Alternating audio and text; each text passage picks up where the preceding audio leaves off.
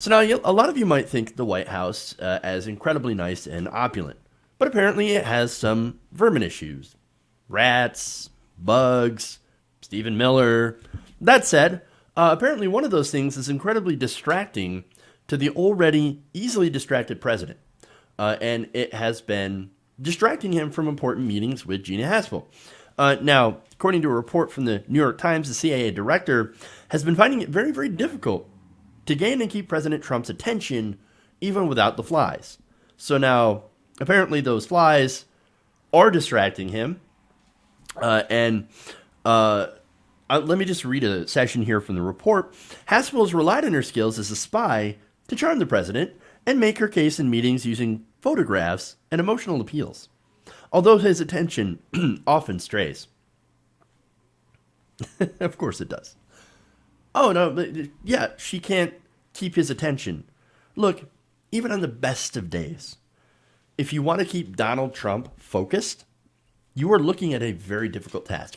On the best of days, right? And so, again, what does she do? She uses, and we've heard this before, pictures, and this one's new, appeals to emotion. You know, that is the same way that you would try to keep the attention of a small child.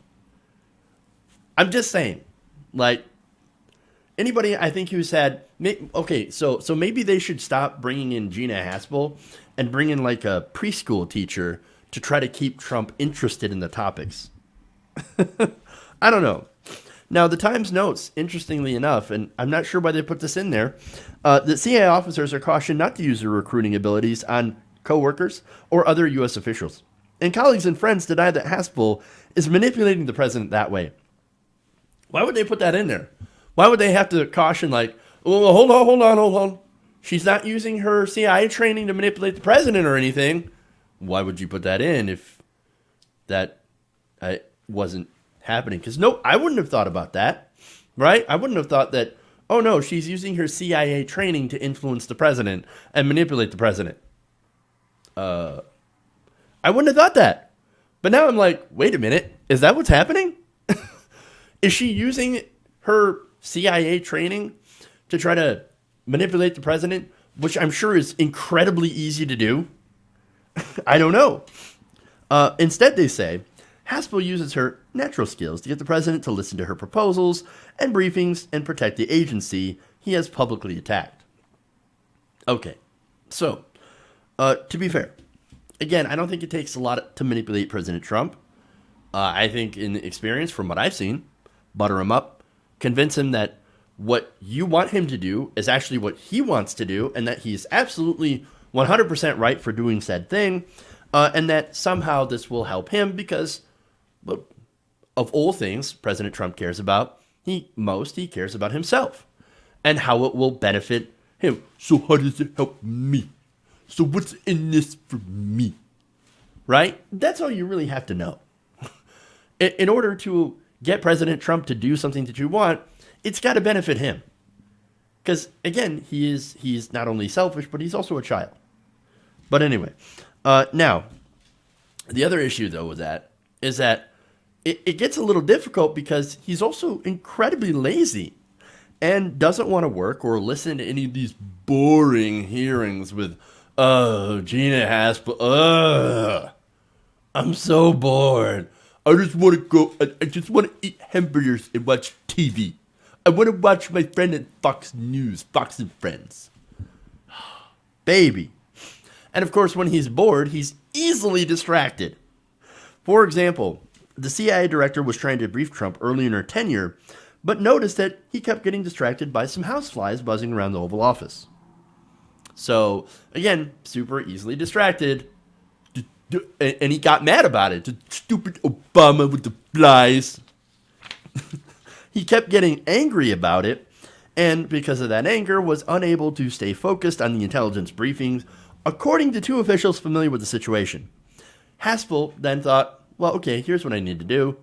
In order to prevent the baby from getting distracted, we need to put up like extra fly paper so that we can get the flies so he won't get mad and distracted and then leave the briefing in a huff. Great.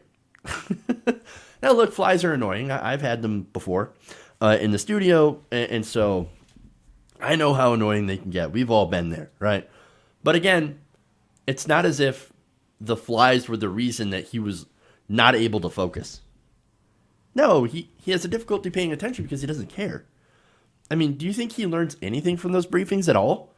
Not really. He's not capable.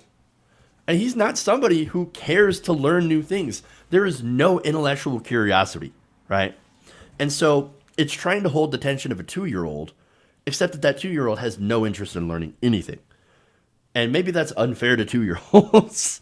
Again, I can go back to some of the earlier insider reporting about how the staff tried to shrink the size of his briefings down to 1 page. Now, first it was like, Obama was like 4 pages, and then shrink it down to 1 page, and then like a half a page filled with killer maps and graphics. And then also, some of the briefings, they would pepper his name through it so that he would continue to pay attention because he sees his name and thinks, ooh, this report, it's about me. I mean, come on. And then, who could forget, during one preparation for an overseas trip, they tried to condense an entire briefing into tweet-length segments so that the president could actually pay attention to it. Tweet-length segments with his name in it, accompanied by killer maps and graphics. He's a child. He's a man-child. And let me tell you, man, I know what the real problem is at the White House. And it's not the flies. It sits in the Oval Office. 25th Amendment, man. We got to get rid of these guys. We got to get rid of this guy and Stephen Miller and the rest of the other vermin that exist inside the White House. We got to get rid of them. Got a 25th Amendment, or got to vote this guy out. Either way, he's got to go. He's got to go. Hey guys, hopefully you enjoyed that free video. Now I'm going to have to ask you a favor. Between the demonetization and the YouTube algorithm messing around with view counts, etc., we're having a hard time adjusting to the new YouTube reality, which is where you guys come in. See, we have a Patreon, patreon.com/TYTNation, set up to help us rely on you guys, the viewers, instead of big corporate ads. Look, you know the show. You know I'm not in favor of big corporations anyway.